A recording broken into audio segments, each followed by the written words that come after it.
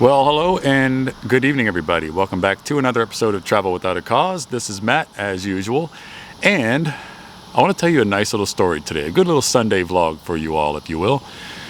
So, situated here in the very small town of Richard, Louisiana, which is essentially the name Richard, but we call it Richard, or we pronounce it Richard down here, which is actually kind of part of or next to Church Point, Louisiana, if you're looking for it on a map. Might have a little trouble looking for it either way, but it's about 35 miles west-northwest-ish of Lafayette, where I'm out of.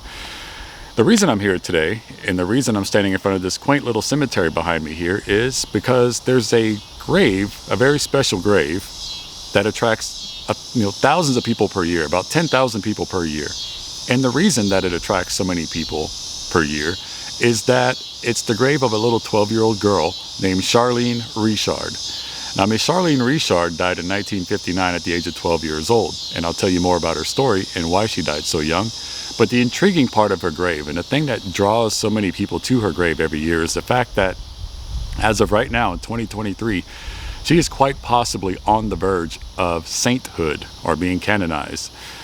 And you might be wondering, how does a 12-year-old become canonized? Like, how does a 12-year-old become a saint? Like, they barely lived any life at all. And I would agree, most would agree.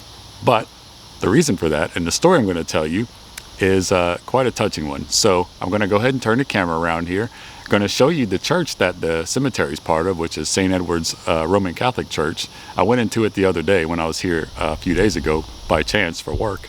And it's pretty nice in there. It's built in the 30s. And I'm also going to show you some pretty neat things in the cemetery itself.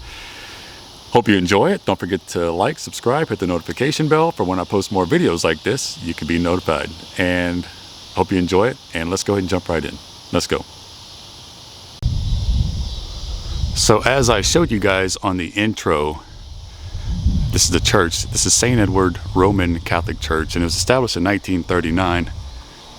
And I'd like to show you the inside of it. I happened to be here just 2 days ago for work, and I got to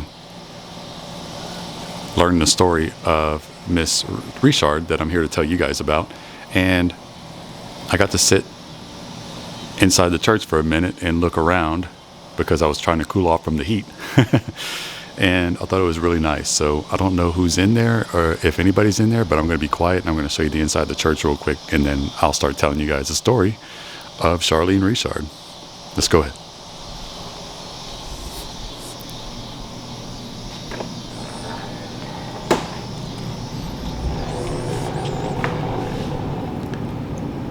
Wow, look at this.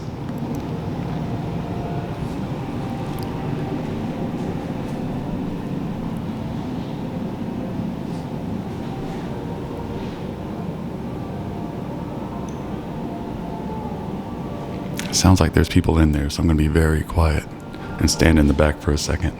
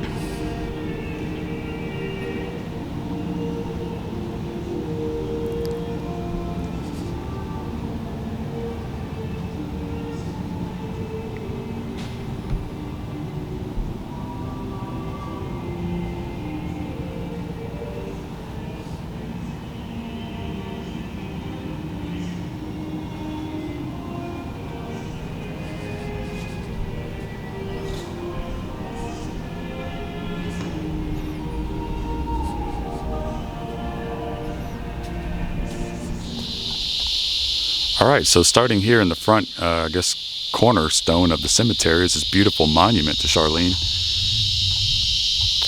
Almost like a big plaster mold that shows one of her more popular images of herself. Although she only lived to be 12 years old. And so I'll start walking towards her grave here and telling you all about it. There's a lot of different things going on here. I'm trying to not get drowned out by passing cars and these loud crickets here. Yeah, so growing up as a child here in Richard, Louisiana, she was a very unremarkable kid for the most part. She just kind of, grew up like any other kid. She played sports, had sleepovers with her friends, all that stuff. She grew up just in that type of environment, I guess. She wanted to be close to God. She wanted to pray a lot. She wanted to be strong in her faith. And so when she was a little child, she asked her grandmother to teach her how to pray. And that set her on a path to what, until she was 12 years old, basically. So she became stronger in her faith and praying for people a lot, and just becoming one with faith.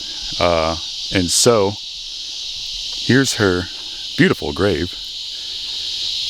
Got this little offering box here. There's a nice bench here for people to sit on, and there's also this nice little kneeler bench for people to kneel down and pray for her and with her and to her, I guess. About 10,000 people visit this grave every year. And the story behind all this, like how she became so popular, and this story became so popular, is that when she was 12 years old, she started mentioning a tall woman in black that would appear to her and then vanish.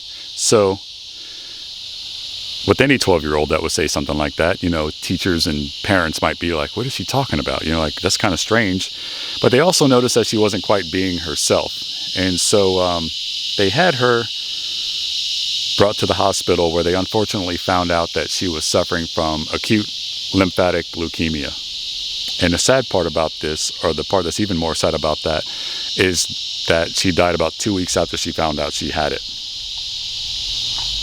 Here's her headstone. She's got the same birthday as my son, January 13th.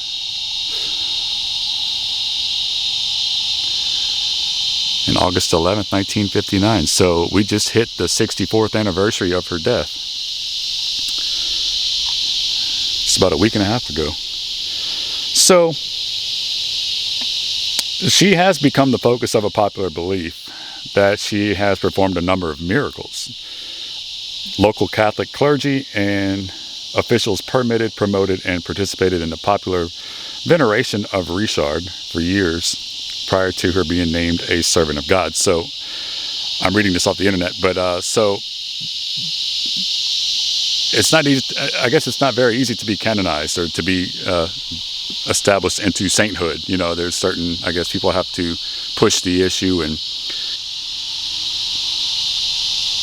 establish all movements for it and all that stuff. So apparently people she prayed for while she was sick, to back up a little bit, when she found out she was sick, they brought a priest in and told her that she was basically going to die, and or that she was dying. So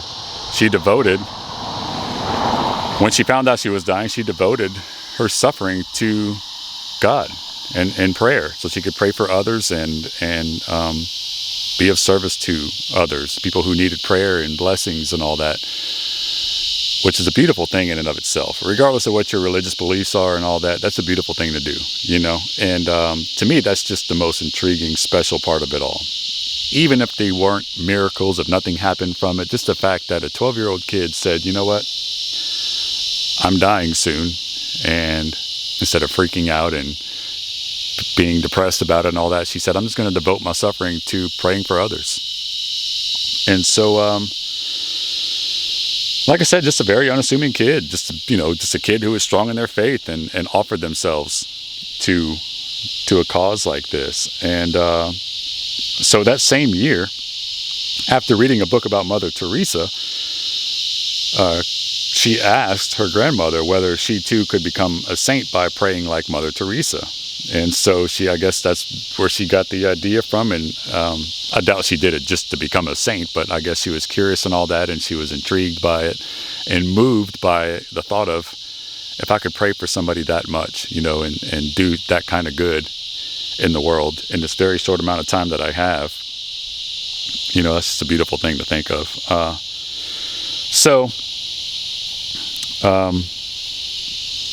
Obviously, not very long after, a few weeks after, 2 or 3 weeks after she found out that she had the leukemia, she passed away, and she was buried right here in Richard. And here's this pretty little,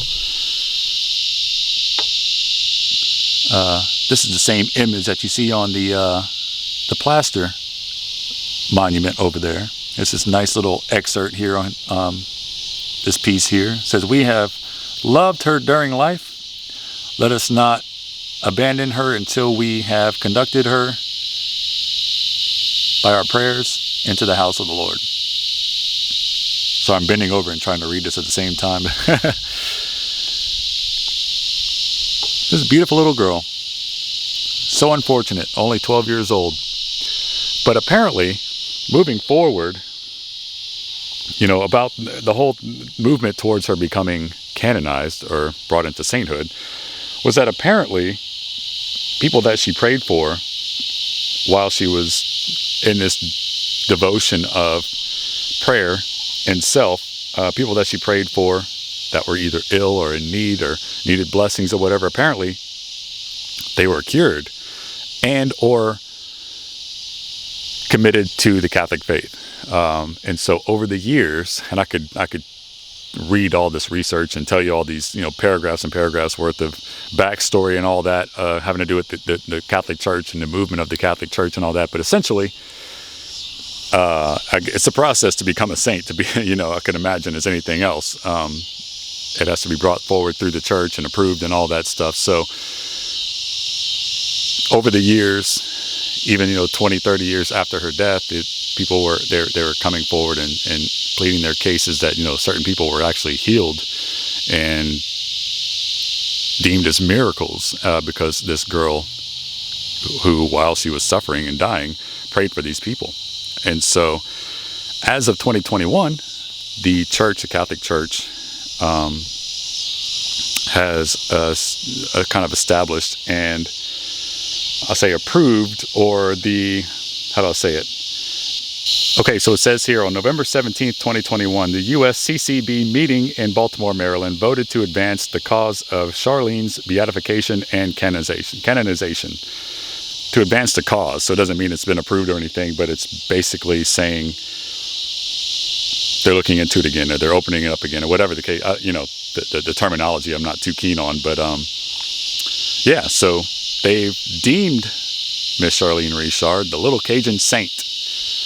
Of course, it's an unofficial title because she's not officially a saint yet, but there's been talks of them actually exhuming the body, because apparently in the Catholic faith, if you are a saint, that your body stays intact in the grave and doesn't, I guess, deteriorate or whatever. I'm fairly new into the Catholic faith, so I don't know all the ins and outs and all of those things, but I mentioned it to a couple of Catholic friends of mine who've been Catholic for a long time, and they said, yeah, that's supposedly how it goes, I guess, according to the Bible or the faith or whatever. And so I think the family's kind of back and forth about that, like whether or not they want to exhume the body in efforts to move forward with the canonization or not. Yeah, so I think on the 30th anniversary back in 1989, there's about 4,000 people that came to pray at her grave, this 30th anniversary of her death.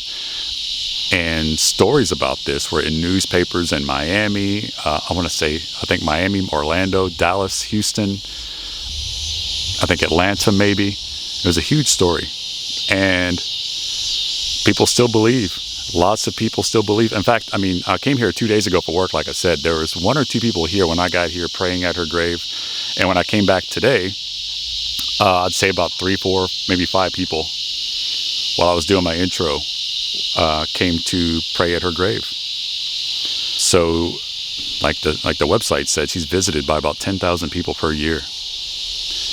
And if she were to become canonized and become a saint, she would definitely be the first from the whole Acadiana region, which if you watch any of my other videos, the Acadiana region is a whole region around basically south central Louisiana.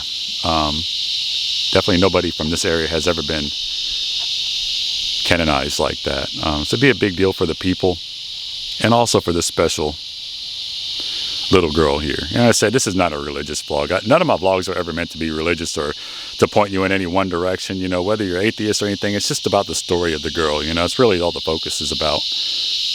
It's just a beautiful story and such a selfless thing to do. And such a terrible, sad thing, but something beautiful like that comes out of it. And so yeah, just a quick little vlog, a stop here in small town Richard, Louisiana. And this is their, I say claim to fame, I don't want to put it like that, but this is their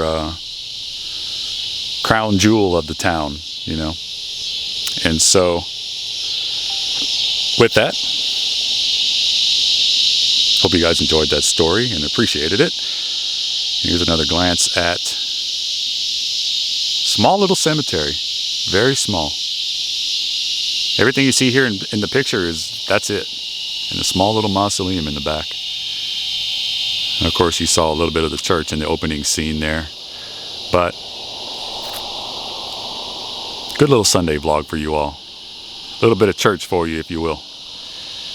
And with that, start walking back this way towards my truck, and I'll get out of here. It's almost dark. Still muggy and hot though, but not as muggy and hot as the middle of the day. It's like this heat crisis going. I've been calling it the heat pandemic, which is basically what it is, man. It's ridiculous. These crickets are so loud. So loud. I'm not like pouring sweat because it's not the middle of the day. It's not that hot. There's no direct sunlight on me anymore, but it is just like I'm beating sweat. You know, like that sticky, humid sweat. It's nasty. I just want to move to Colorado for 6 months a year, I swear.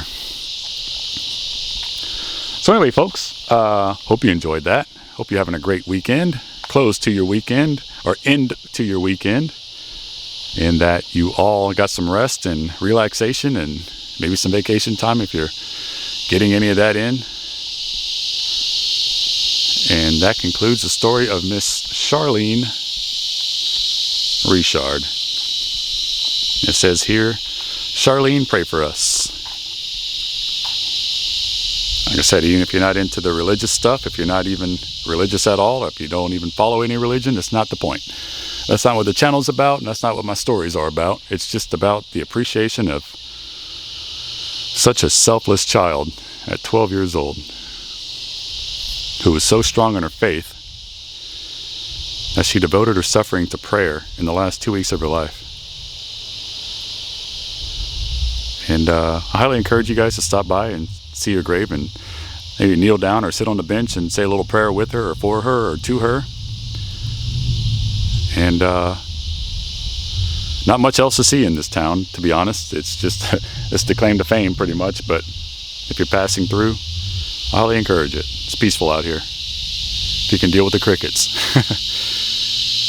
But I'll see you all on the next one, and like I said, don't forget to like, subscribe, hit the notification bell so you can see when I post more of these videos, which is on average once or twice a week.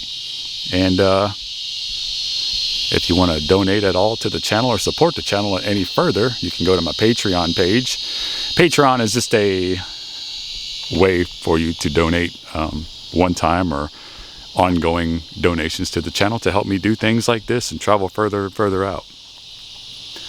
It all helps, I can promise you that. And so, good night, and guys have a great week ahead of you. And don't forget to stay cool and stay tuned. Good night, folks.